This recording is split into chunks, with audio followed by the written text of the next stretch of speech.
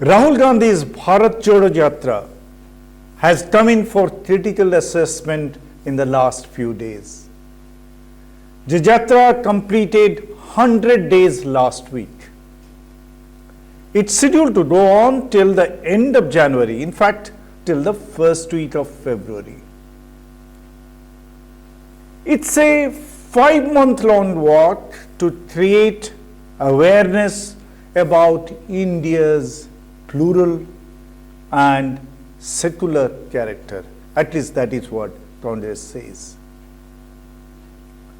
Well, long Padayatras to reach out to the people on crucial issues had been a distinct characteristic of Mahatma Gandhi's leadership. Gandhiji's Dandi March was a trailblazer. It was for just about 20 days, that too confined only to Gujarat, but it had a nationwide impact. It aroused the people of the entire country to raise voice against the injustices perpetrated by the British Empire. Many prominent politicians in independent India have also followed Gandhiji's example, but with varying degree of success. Chandra Shekhar, you remember, the Janata Party president, who went for a 6-month-long Bharat Yatra in 1983 from January to June to reassert his and his party's political base. After Indira Gandhi bounced back to power in 1980 and consolidated her position in the next 2 years. The Yatra ran its course with a bang, but ended in a whimper when the elections came barely a year later. On a regional plane, however, Jagan Reddy, who embarked on an ambitious 341 days walk spread over 14 months through the nook and corner of Andhra Pradesh, had better success. His year-long close personal contact with the people of the state brought Jagan Reddy to power in the elections in just about 4 months after he completed his Padayatra. Will Rahul Gandhi's Bharat Jodo Yatra bring him political success in the general elections to be held in 2024, barely 16 months later? Or will it go the Chandra Shekhar way, the way his countrywide Padayatra had gone? Well, Rahul Gandhi and Congress party do not want to link the Bharat Jodo Yatra with the electoral outcome.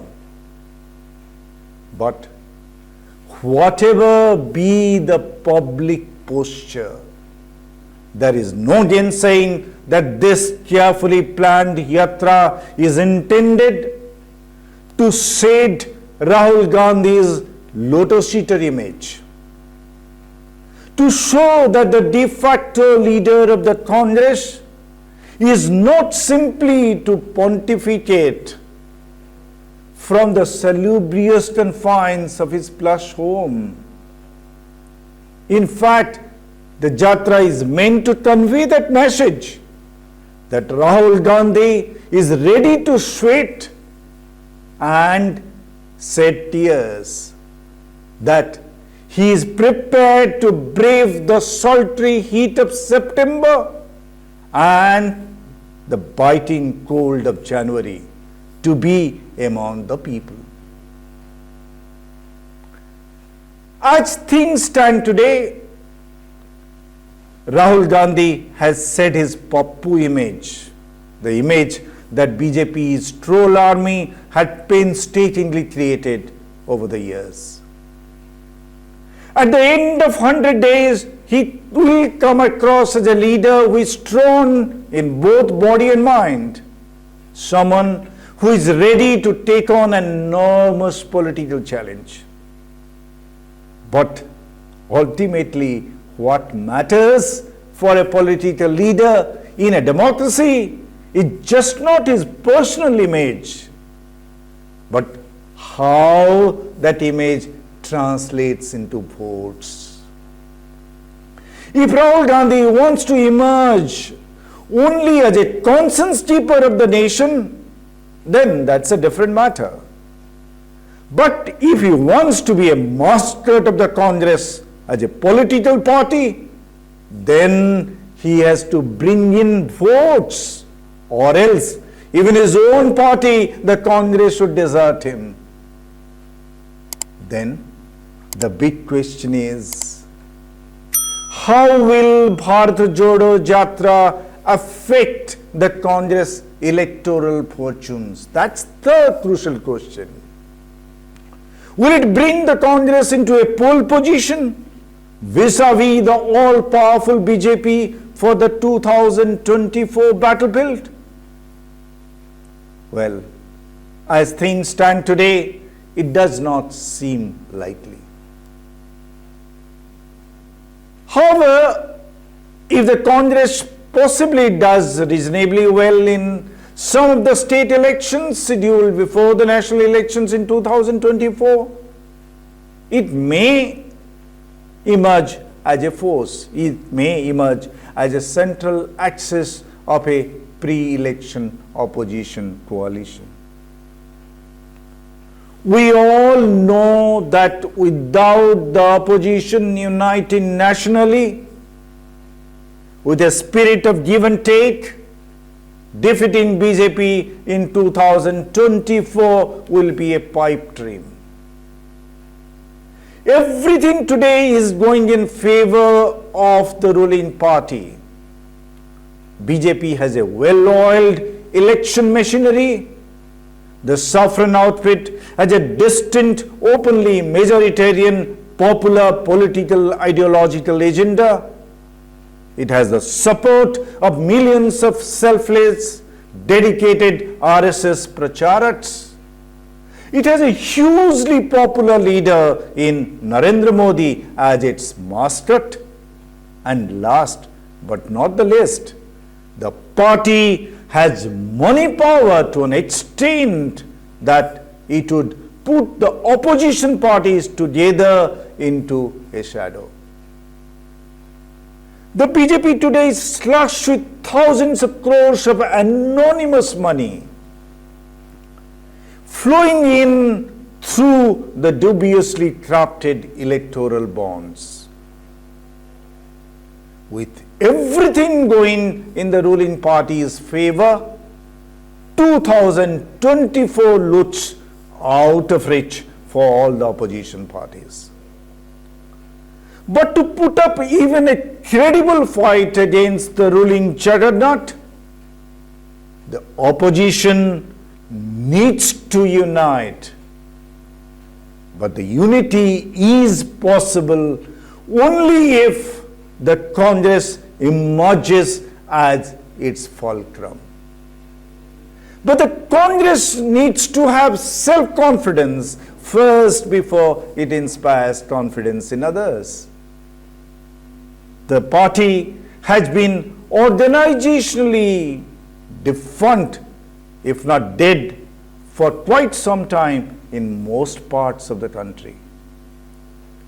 The Bharat Jodo Yatra has possibly brought some momentum to the party.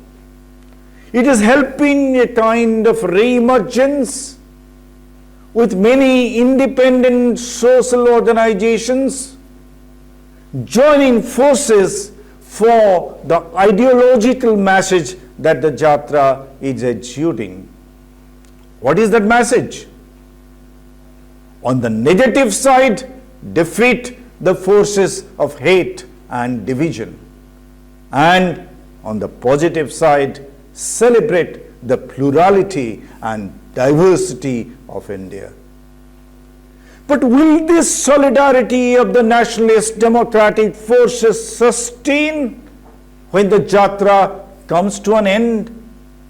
in early February? That will be a big question.